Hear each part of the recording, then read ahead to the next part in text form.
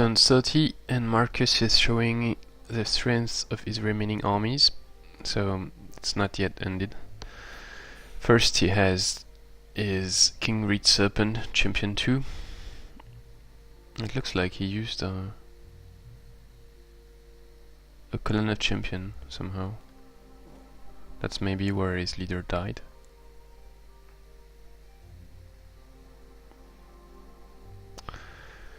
So he's at pretty low morale because I brought him to one city at minus 400, so he has Civil Unrest, but it will disappear next turn, as far as I can tell.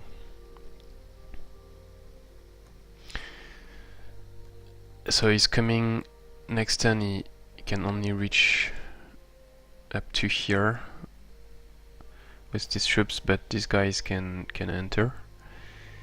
He also has a hunter in the area who killed one of my scouts. So he's not here. I'm not able to find him for now, and I'm going to destroy the watchtower. Also, it's very likely that his giant is just behind. Could not find it yet. So I've got this scout here who is already concealed, and I've got another scout who is coming to try to find the giant and the rest of his army. He might also have some units with maybe wetland concealment or some stuff. So I have to be cautious. And I am bringing my troops. So I've got 2 stacks here, 1 stack on the ground. Trying to be out of range because next turn the Dark Sun is expiring and Marcus is playing before me, so he will have full vision range, and that's actually it's 4 hexes vision range. So he can move up to here with this Warg, and then he has 4 hexes vision range. Actually, he can move up to here, but then he would not be able to retreat. So I guess up to here, then retreat. So I can probably move 1 more X. And I should be out of his line of sight. 3, 4. And his hunter might enter the underground, but he has only 1 X vision range. So he could find me, but I would need to come very close. I'm rushing a builder here to maybe have some surprise for Marcus, sending the builder building a road to get these troops to move faster, and so if he gets a bit close, but not too close because he doesn't take into account I might hive a builder, then I can just have a nasty surprise for him. But I would need to have the cave entrance, the possibility to enter the cave entrance, because he could actually split my armies in 2 by blocking the cave entrance, and then I cannot regroup. So now I'm going to destroy this watchtower to avoid giving away my troops here, and I'm going to disband this scout, which cost me 30 gold because anyway it would be killed. So that's what's happening here. Gold monster hunter because he has many animals. Gold and berserker, even if they are far. I expect that I will lose some units in this area, and then I need to rebuild my army. I'm still keeping the cave entrance with a berserker here, anyway he cannot move very far. In this area, so he probably didn't see me yet because he only has 1 X vision range due to Dark Sun. But here is Marcus' army, so pretty strong, champion 1. Oh, just recruited with Galling Strike, probably at the Ancient Ruins there. Is level 13 Necromancer. Alandra's Exorcist, 25 casting points, turn undead, Cooling Strike, Invoke Death, Draw Curse, Lifesteal, a bow also, Inflict Despair, Energy Drain, Undying, Holy Champion, Dragon Slayer from Helmet, CP, 13 defense, 10 resistance, Angelic Robes giving Holy Champion, a shield from the Rusted Disc of Defense, I don't know that item, an item for additional damage and backstab, and Flip Bleeding Wound, and Armor Piercing, and also Bringer of Goodwill, which is bad for me because decreases his upkeep. So what I'm going to do is move here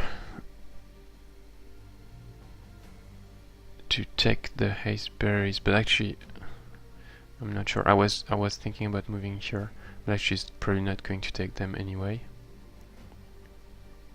And he might see it, so it's pretty good. Next turn he should see it because he will get back his 3x vision range, so it might let him to think I moved in this direction, whereas actually with my flyer I'm moving in the other direction to go take this and avoid his shaman taking it, and then I will have an additional scout in this area to check his movement and get the additional vision range from the shrine, +2 vision range, and regroup with the army of my rogue, which is on the ground. So I'm probably going to move more there to stay away from his shamans. So 1, 2, 3, 4, 5, 6, 7, 8, 9, 10. I can move up to here. Yeah, should be good.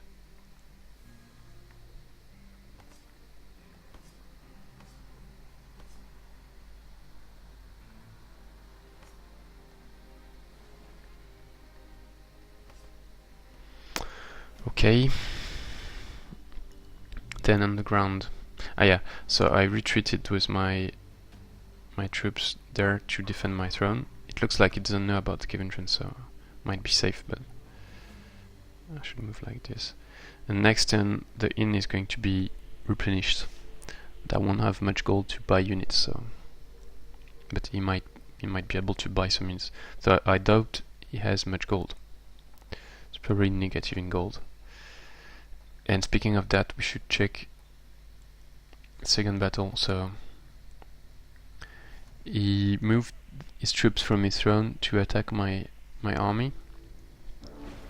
He recruited a level 4 Necromancer, took some hit points, defense, raise corpse, throw curse. Yeah, that's it. He mainly took additional stats. He has 2 shamans who are recruits, Hunter Spider Baby who got killed, 2 human priests who are recruits, and I think one is... no, two are recruits, and the Longswordman also got killed, I think. So he managed to kill all my units, which is a shame, cut me a lot of gold to recruit all these guys. But at least now I know about his army defending his throne. It's probably all his army. And in terms of mana, he is at -20 upkeep in terms of income. So he's at 49 -20. Oh, why doesn't he have the... Before he had more gold from his giant dwelling. Now he has only +50 from city and +10 from independent city. So maybe he bought giant dwelling, or he asked for... or maybe that's this one. No, that's weird. They're at 182. Like, I guess that's not his relationship with it. I should check the other tab. Yeah, the giant dwelling is also still his giant. His vassal, sorry. So he should be back from the void next turn.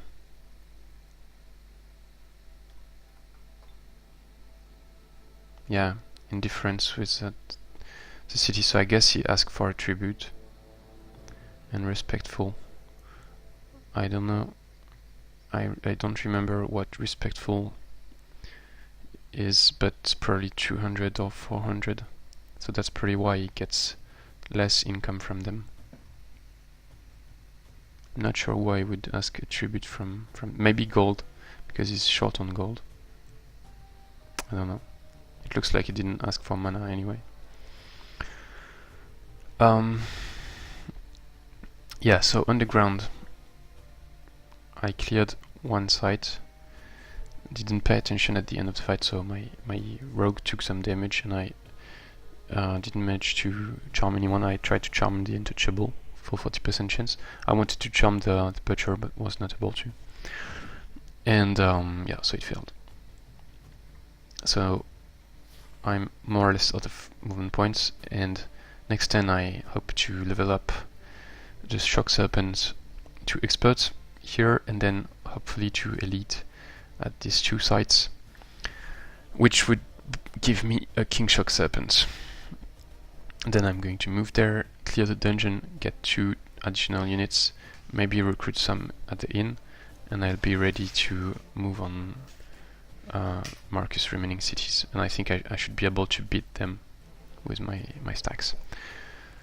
The issue is I should also be able to beat him in the south, but the issue is probably going to take this with his...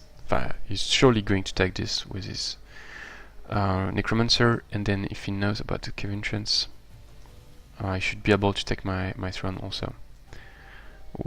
And then it would be annoying for my leader, so I have to be cautious.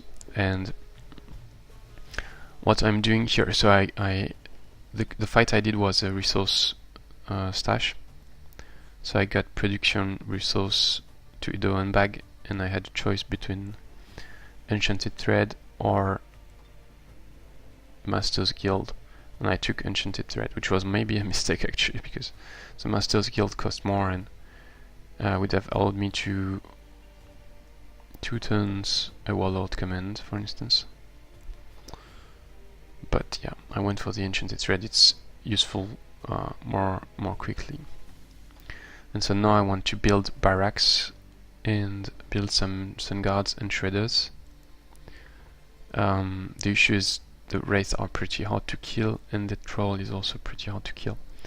And I don't have the gold, so I'm going to sell an item.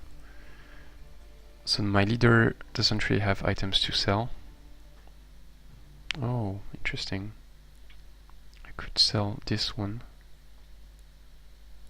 Oh, I would not have enough gold. And send this one to my leader. How many turns? 4 turns. Oh, it's too long. Because this item is pretty nice. But I guess I have to sell it.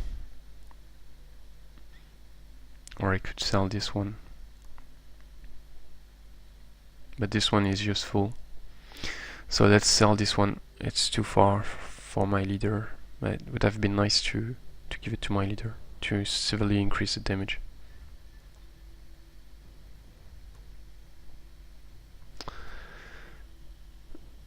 I made a mistake also.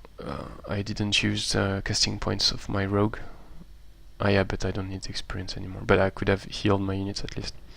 But I didn't play the fight very well. So now I've got the gold, and then let's build barracks. So in terms of skills, Warfare 4 would be good. Master Cartographer 2, but I don't need it immediately.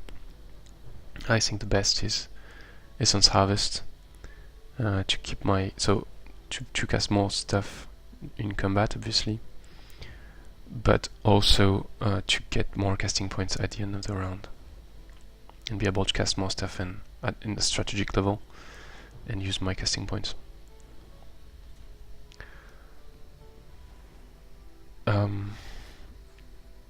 Ah yeah, so this guy. Or a little bit.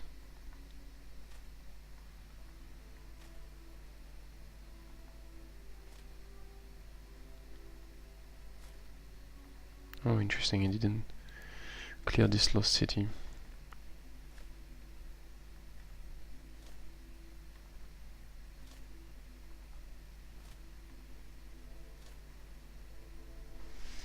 Okay, so now I've got 3 scouts in this area, probably too much. Okay, so that's the end of the turn. Next turn should be exciting. We will see how Marcus moves and if I can kill him. And several fights on the ground. Ah yeah, forgot something important. Taking my upgrades for my leader. Forgot to do that last time. No, I should not forget. So, yeah. Last time I wanted to take frost protection, but actually now I don't really need that anymore. So let me think about it. Okay, so I'm going to take resistance and hit points, I think. I'm already at 100% blight protection and spirit protection. It doesn't have frost damage because I killed the White Witch.